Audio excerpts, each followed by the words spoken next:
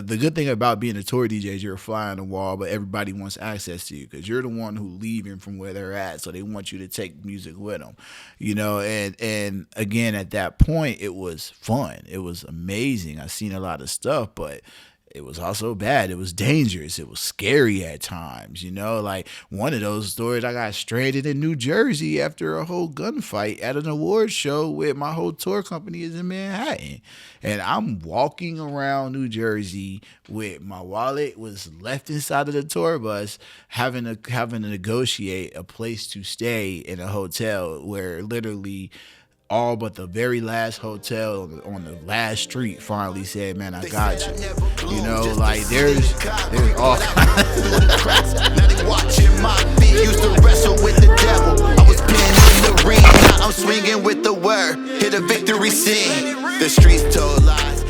I'm Stephen Garner, the resilient life expert, and today I have the honor to have an interview and a conversation with someone who I admire very deeply, Mike Ellis Jr., a.k.a. Prolifik, a very talented, gifted brother. Yeah, man, appreciate who that. I admire very much, not just for his giftedness and his creativity, but also what his family represents. Yeah.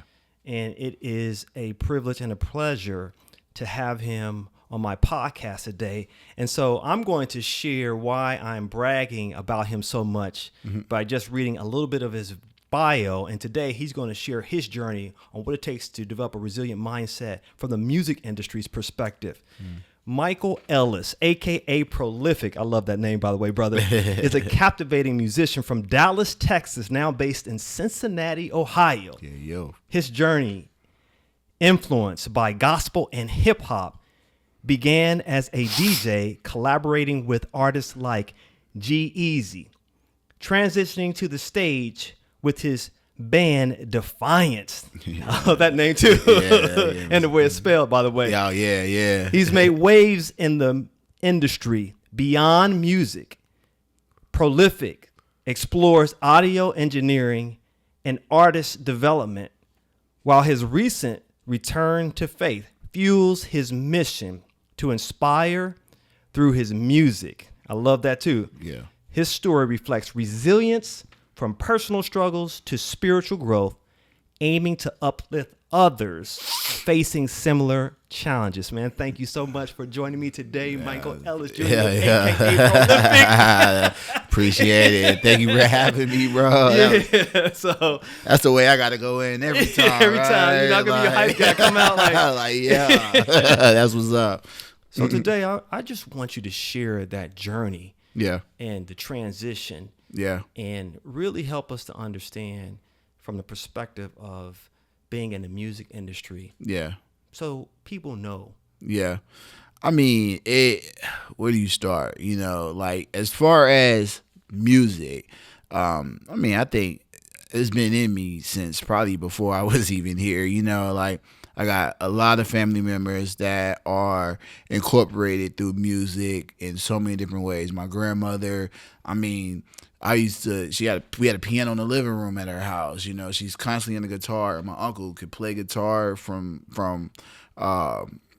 ear. Then I have my other uncle who is a world-renowned DJ, and he used to DJ for Erykah Badu, So I've had all these different influences musically, Then my dad's side of the family, all of them was in choir, all of them a lot of them was in the business. My father knew Brian McKnight's brother, so a lot of the members from the Take Six. So I got a lot of, not even just the regular gospel. I got the hip gospel of the time when they were coming up. So, and then, soul and a lot of funk was probably about the limit of how, explicit it might get in the household. But, I had to sneak and listen to hip hop. I'm sure mad people used to have the CD, the gospel CD on top of the Eminem CD. So, that was the rebellious one in that way. Then I love writing. It was a way to escape. My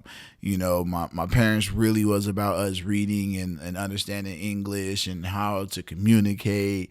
We used to have mock interviews before we were even allowed to have jobs, like just pops, So when I go on interviews, I go expecting to get a job. I'm like, oh man, we got an interview. I'm coming to grab up. So, that built a certain confidence in everything. So, the one thing was, we grew up in church, and having that center and that nucleus, I think the downfall and the problematic part of that is not being as exposed to the realities of the world.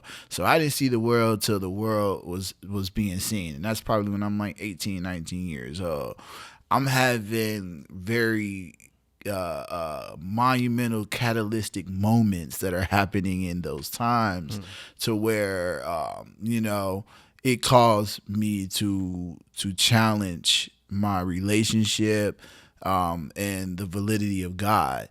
So I left the church, but those skills stayed with me. But at this point, I always say I had a 20-year relationship with the devil, and that's what it felt like. I just didn't know I was in a relationship with the devil. I just thought I was not listening to God, or not even trying to be around God, and you go through certain things with that, where you're just. I always say a lot of people become at risk when they are not trying to take God's protection. And that, knowing that now, that is dangerous, especially I was saved a lot of times from God, even when I rebuked him and just did not want to listen to him. So music became a different kind of outlet. It became an escape, and I think a lot of people who use music to escape, you use that as a source. It's no longer a resource. I know those moments. I know those feelings. The kind of music that came out of that was very dark, and I think it's very different when it got to a point where it almost like you fall until you can't fall no more, and you hit the bottom and there's no more bottom. And in those moments was where you really are left with a choice. You can keep trying to dig now a hole through the bottom, or you can look up and really look at yourself and be realistic about the reflection. And I think that's where it starts, where you start the journey back to God, because in that moment you start to realize God never stopped loving you. You start to really understand what unconditional means, So at that time I stopped listening to music, and I think stopped doing music, stopped all that kind of stuff. And I think it was funny. It was like, hey, I missed church one day, and I was like, man, I wanted to go, but I overslept. It wasn't intentional. But I said, I'm gonna make a church song today, and I made a church song, and I cried after I played that song, because it felt like church. It felt like a church I left. It felt like a church I remembered. It felt like a church I was used to. It felt home, and it was something to where I've never felt doing music like that. I was like, like I said before, it was an escape. This became a profess. It became something I wanted to use and praise God for never taking from me, because he never took music from me. I just chose to take music from him, not realizing he really wanted me to be out here doing this. The one thing that it changed for me was when I realized I don't want to be a church rapper. So I was like, that song was good, but I really want, I've been in places, I've seen things, and I don't want that to be like, oh, now I'm here, none of that matters. That unfortunately and fortunately shaped me into what I am, and it helps me raising my kids. It helped me become a mentor to young people. So it got to a point where I'm like, okay, you know what? Let me figure out how to do this music and do it in a way to where, the streets will hear me, because I've been out in the streets, but the people out in the church will hear me too. People who ain't been in either hears me, and I think I found that medium by simply telling my story, and like I said, we had our conversation the other day, I believe that if you grew up in the church, left the church, and come back to the church, then you're healing from trauma with the help of God. So, that's the testimony. When you were in the world, you say you were DJing. Yeah, I was. That's where it started. So, I became a tour DJ after pretty much doing, I call it the chitlin circuit. After doing all the small bars and clubs in Cincinnati, and started getting better gigs, and then I started getting better network. So, I linked up with a couple of cats, and next I'm on tour. I'm all over the place. I'm going everywhere. Learned a wealth of knowledge. You're the good thing about being a tour DJ is you're a fly on the wall, but everybody wants access to you because you're the one who leaving from where they're at, so they want you to take music with them. And again, at that point, it was fun. It was amazing. I seen a lot of stuff, but it was also bad. It was dangerous. It was scary at times, like one of those stories, I got stranded in New Jersey after a whole gunfight at an award show where my whole tour company is in Manhattan. And I'm walking around New Jersey with my wallet was left inside of the tour bus, having to negotiate a place to stay in a hotel where literally all but the very last hotel on the last street finally said, "Man, I got you." Like there's all kinds. It's in your face, bro. Like it was, man. Look, and you got to think of like I could look at that like, oh man, but I'm looking at that like I also could have died that night because there was a gunfight that I scattered from my company. Everybody went everywhere, and I'm in a city that I literally have only been in New Jersey that one time my whole life to this day, and it was not a good experience. So and I'm on tour. Everybody like, yeah, you had a blast. No, bro. And you start to realize that, I don't want to be around that no more, but I still want to serve. So what am I supposed to do? And I think a lot of people realize that that's what it means to allow God to lay out his journey for you, is you gotta allow him to lay it out. So, I was a DJ for a long, long time. And then I got into, my front man in the band, Defiance. It was like a rock and hip hop band, which is pretty cool. And then I got into audio engineering and producing and then managing artists and then developing and then all the way up to where, it got to a point where I lost a lot of stuff, and it was humbling because I was able to reflect now, time going through it. I'm just blaming everybody, probably blaming God even worse, but it took my dad, it took me putting the right people around me and again, looking at the reflection and being able to change it. Because when you look at what's wrong, then you're able to see what needs to be fixed. What was the hardest thing that you had to go through in that experience? A lot of it was honestly relationships, and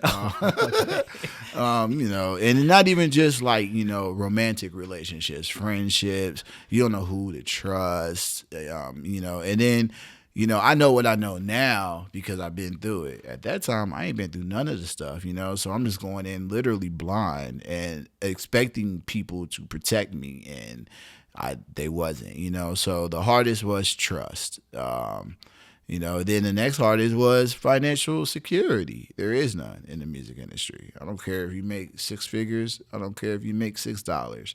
There's no security in there. You don't know when the next money going to come, and you're thankful for the last money, but it may have been a long time since it's been here. So those two were hard, and you're doing that and balancing that with the love of the music and being like, and then, you're like, nah, I ain't doing no auto-tune. I ain't doing none of that, man. It's about the art, So, you go through all of that in the music industry. It's crazy. What was the best moments you had? the best moments is always going to be, again, some of the relationships. You you meet some great people. There is a euphoric feeling about it. There's when you hit the mark, it's beautiful. You feel, I don't know if people play Guitar Hero and you raise your guitar and you feel like you're floating in midair and everything like that. Yeah, it feels like that. But I think that, again, that's something that's placed there by the devil. He want you, because when you feel that, you chase it, and it's not there all the time. So now, you're opening up yourself for drugs. You're opening up yourself for other, for making bad decisions financially. So, the good was good until it turned bad, but it most definitely always turned bad.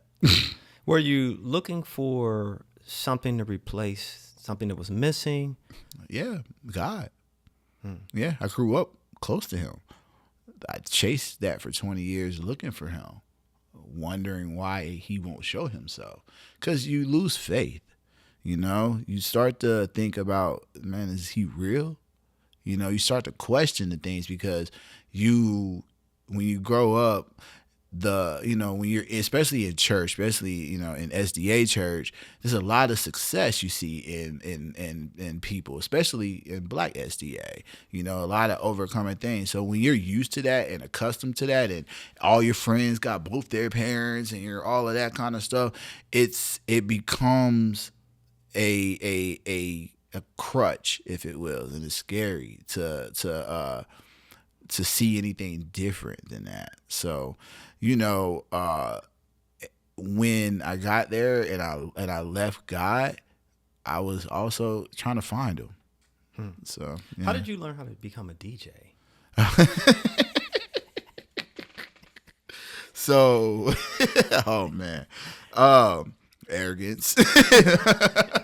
So I had a buddy of mine. I was actually a manager at IHOP, and I was just like, okay, I got to make some decisions, because I don't know if I see myself being 40 or 50 years old being in IHOP. It just wasn't what it was.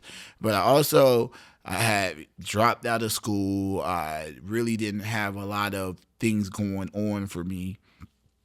And I wanted to make more money than what I was making.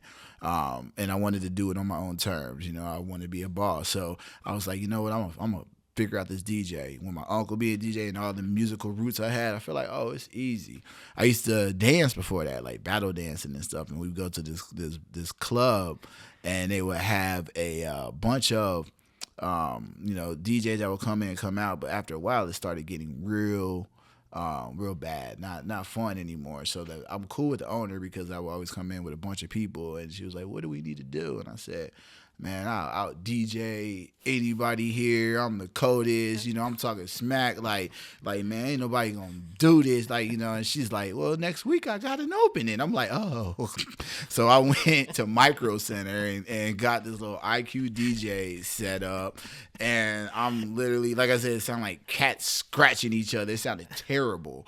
But I've made good music and everything like that. Then ironically, I had a friend of mine who was a fashion designer, and he was having a fashion show the same night that I got booked. So we had a mutual friend. He was like, hey, you want to DJ my fashion show? And he's like, but I can't pay you. And I said, oh man, I don't even know if you want to pay me. I said, but you could do something for me. He like, what? I said, you make the official after party, and all those models come to my gig afterwards. He was like, say less. So yeah, my first DJ was that night. I DJ'd and it's funny because have you heard of the Syndicate? Yes. And it's like that's the first place I ever DJ. He had a fashion show at the Syndicate. Nice spot. Beautiful spot, yes. Right? So I go and I got this, and I'm playing music, and this is the upscale suit and tie elegant thing, and I'm playing Eminem for this, blah blah blah, waka flocka flame. I'm turned up. These people looking at me like, what's going on? The only ones bumping are people my age. They're like, yo, you going crazy. Parents looking at me like, who is this dude? So after that we all went into limos and rolled out to where I was DJing, and the owner was super impressed because I showed up with like a gang of women and all kind of stuff, and then that really solidified my name and create things, and then she ended up firing the other DJ. And wait a minute. yeah, from that night. I showed up with more people, spent more money than anything else in that night. I pretty much showed up. Even though they weren't bumping that syndicate, almost all of them showed up, even the parents. Whoa. Yeah, it was crazy. I'm like, they're like, we love the music you played. I'm like, y'all didn't look like you did. But they was dancing. They was going crazy. And I ended up doing that. Then me and my friend ended up starting another night there at the same place, Wednesday night. And we started throwing all kind of parties at this place. And we literally was known for that. Then one day, never forget that this one female came up and she was like, have you ever DJed downtown? And I'm like, I don't know anybody. Then she literally linked me in with the twins, who actually they're the booking managers for Crossroads right now. But at the time when we all knew each other, they was not Crossroadish at all. And Crossroads is the church. Yeah, the church, right. No way. Yeah, so it's the twins. And I mean, we linked up with them. I'll never forget. They drove up. We met at this restaurant. It came up in motorcycles, and it was like they were talking. I didn't get a word in. It was just like, you gotta do this. They was bringing in MTV's reality stars and throwing parties, and it was crazy. And I instantly got put into like the elite, and after that, it's all history. Prolifik was getting all everybody like, who is this dude? And I kept, I studied, and eventually I got turntables, and I got a lot better. And then, after that, they were like, yo, you need him at your party. So then they put me out the city. So you switched from DJing to rapping. Yeah. And that's not easy to do. I mean, you have to. Not at all. Not every DJ is a rapper. Nah. I think what helped me in these moments is I took time off in between these moments. So like when I DJ, I stopped DJing for a while, because again, I was getting older. I was getting into my later 20s. It was a tour was super rough. I didn't like it. I didn't want to be around and going all kinds of stuff. Sometimes I'm sleeping. There's one video where there's a music video being shot at a hotel that we're in, and I am asleep under the desk so I can be out of the shot. And that's the only place I could sleep. And then it's like sometimes, we would have show, then a photo shoot, then meet and greet, and then studio session at 3:00 in the morning till 7 in the morning. Then we have a music video shoot at 9. When was I gonna sleep? So it was very taxing doing tour. And anybody who's ever done tour will tell you if they're really touring, it's not a fun thing. If people are out 8 months out the year, I pray for them, because that's not an easy road. But so that was the thing. I took time off. I actually started a computer business in this time. So I left music for about 3 years, and then when my business gets successful, I wanted to start learning how to make beats and engineer and be a little bit more on there. So I just started doing that as a little side project just for different stuff, and I wanted to kind of make DJ mixes, so I started doing that as well. And then I started running into artists. And they started coming to me, and I started recording them, and they just kind of organically, just being something we was cool doing. Then I started realizing there was a demand for it. So then, a year after that, I'm in a tower in downtown Indianapolis and running I'm running a studio, and that studio went from this size to this size to this size to now I got the second biggest studio in Indianapolis for about 3 years. Yeah. So, like everything I did in music started small, organically turned into success. And you go from DJ to rapper. Mm-hmm. You create this fantastic album. I think is awesome, man. And now you have another one coming out. Yeah. And so, what's this one about? So the first album, Infinity, was about my transition back to the faith. It highlights a mentality, if you will, a feeling, what it felt like, fighting off the devil and the demons, what it felt like, listening to God and learning more about that, learning more about myself, building more confidence into myself and in my capabilities. In this time frame of infinity, I'm changing, tax brackets. I'm changing family dynamic. I'm changing residence. I was homeless for a little bit while I'm making this album. I was moving into it, but it's because those were choices. It wasn't like, oh man, I don't know. I'm no longer going to let that be a part of anything I have to do. So when I said no, the devil tried to make it seem like, it was God punishing me. But it was me having to say no to that and yes to God, and having trust in him to know that he got me. And part of that was, even though I was going through some of these things, he put it into me to understand, like, there is way worse things I could be going through, first of all. But ultimately, he still had me in those moments. I didn't feel lonely. And I think that that's where that moment was about that first album, Infinity, is that it's an infinite love. That's why the album cover is, someone up there grabbing somebody down here, because at the end of the day, it is about that connectivity. It's about that hand-holding, serving growth. If I'm up here, I want to bring you up here with me, not laugh at you because you're down there, and that was the contrast between, honestly serving God and serving the devil. The devil wants you to stand on top of people. God wants you to bring people up with you, so that was very huge in what was on my first album. Now, the second album, I'm in my bag, the foundation's set.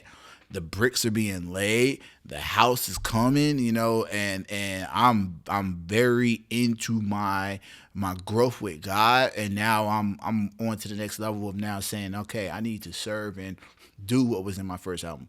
I need to tell people there is a voice for those who have been through similar things. There is an out. Because I know that there was a feeling of there's nowhere to go. And that is a mentality thing. There's always somewhere to go. We are doctrinally born with choice. God gave us that, if nothing else. He gave us the option to make our own decisions. Now, he's not telling you to make this decision and make that decision. He's just telling you this is what happens if you make that decision, if you make this decision. So when I start feeling like that, certain communications are different with people. Certain agitations aren't as crazy. I don't get as, I had a hot temper. I was going, what I'm saying? That literally doesn't exist anymore because he removes the complete desire. There's no desire to be right. There's no desire to be like, oh man, you don't know what you're talking about. There's no desire to put anybody down and feel like that they are less than, or even, of a not an intellectual level. It's more like, yo, how can I help you? What can I do for you?